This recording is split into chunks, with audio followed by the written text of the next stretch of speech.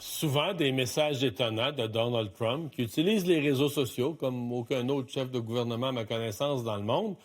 Il y en a eu plusieurs intrigants, mais peu ont été aussi intrigants que ce que j'appellerais dorénavant le mystère du pont Gordie Howe.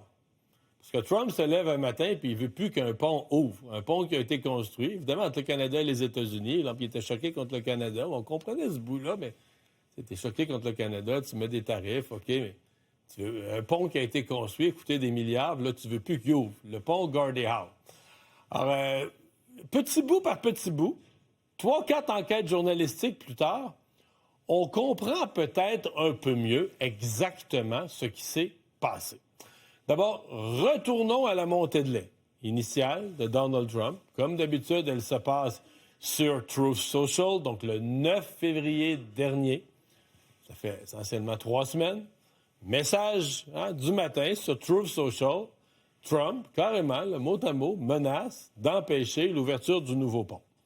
Et là, il met ses critères, ses conditions. Je vous rappelle, on peut peut-être revoir le message en question avec tout ça. Bon, un peu de colère contre le Canada, mais aussi ses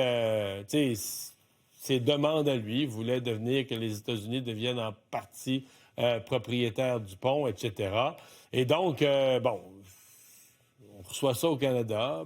M. Carney reste relativement calme. Tout le monde se dit, bon, on a un pont et il va devoir rouvrir.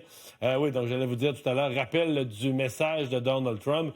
Je ne permettrai pas l'ouverture de ce pont tant que les États-Unis n'auront pas été pleinement indemnisés pour tout ce que nous leur avons donné. Bon, OK. Et surtout, tant que le Canada ne traitera pas les États-Unis avec l'équité et le respect que nous méritons. Nous entamerons les négociations immédiatement. Compte tenu de tout ce que nous leur avons donné, nous devrions peut-être détenir au moins la moitié de cet actif, mais vous ne l'avez pas payé. Le pont a été payé par le Canada, mais il y avait déjà une entente là, pour que l'État du Michigan en possède une partie. Les revenus générés par le marché américain sont astronomiques. Donc, message de colère du président, mais tu sais, je ne permettrai pas l'ouverture de ce pont. Alors voilà un peu plus ce qu'on sait 3 semaines plus tard sur l'histoire. D'abord, ce qu'on savait déjà, c'est qu'il y a un pont déjà là qui est engorgé, mais qui est déjà là, le pont Ambassador, un des ponts les plus utilisés au Canada. Donc le pont Gordie Howe devient un concurrent. Le pont Ambassador, c'est un pont privé, péage, revenu. Le pont Ambassador est le pont qui apporte des revenus qui appartient à la famille Mulroney. Retenez ce nom, la famille Mulroney, famille milliardaire. La famille Mulroney, ils ne se sont pas cachés, là. Depuis le jour de l'annonce du nouveau pont Gordie Howe, ils sont contre. Ils l'ont dit, ils sont des opposants au pont Gordie Howe. Pourquoi? Pas dur à comprendre. Quand tu as le monopole, tu as un pont, puis tout le monde ne doit pas... Même s'il est engorgé, puis même si ça fait du trafic, puis les camionneurs ne sont pas satisfaits, tant qu'ils sont tous obligés de passer chez vous, tu ramasses tout l'argent.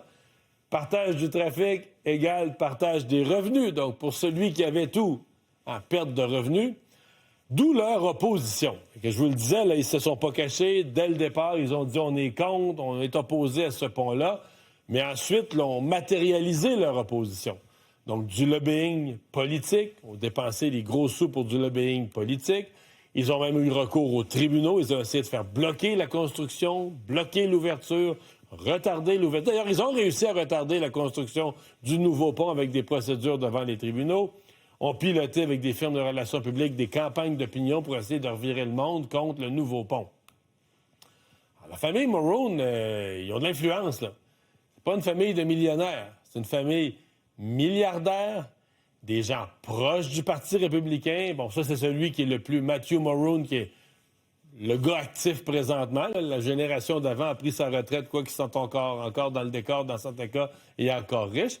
Ils sont des donateurs fréquents là, du Parti républicain, c'est connu. Mais, juste avant le message de Donald Trump que je vous ai montré tout à l'heure, on sait maintenant qu'il y a eu une rencontre en personne entre Matthew Mulroney et Howard Lutnick, le secrétaire au commerce de Donald Trump. Et selon les informations obtenues par des journalistes, Trump aurait été impliqué. Ils l'ont appelé ou ils l'ont mis sur le téléphone pour que Mulroon puisse lui parler. Donc, Trump a été impliqué dans la conversation. Et la dernière phase d'enquête journalistique, celle-là est sortie il y a quelques jours, qui fait que je vous en parle aujourd'hui. Mais on apprend que juste avant, là, quelques semaines, 3 semaines, 1 mois à peu près avant le message de Trump, la famille Mulroon a versé $1 million américains, évidemment, à un PAC, un Political Action Committee, un comité d'action politique, le MAGA, le comité d'action politique, qui finance directement Donald Trump. Soulevant la question, je vous la pose bien platement, est-ce qu'on peut s'acheter un message du président? Est-ce qu'on est rendu, tu sais, le président vend tout, il vend de la camelote, il vend des montres, des macarons, des cochonneries. Est-ce qu'on peut acheter un message? Est-ce que si tu fais le bon don au bon moment à la bonne personne, tu peux t'acheter un message du président? Parce que ce message qui sort de nulle part, qui n'a pas eu de suivi, Donald Trump n'a plus jamais parlé de ça, une fois, comme on dit, un slap shot, une fois il a envoyé son message, est-ce que quelqu'un, en mettant l'argent sur la table, peut acheter un message du président des États-Unis? J'espère que la réponse, c'est non.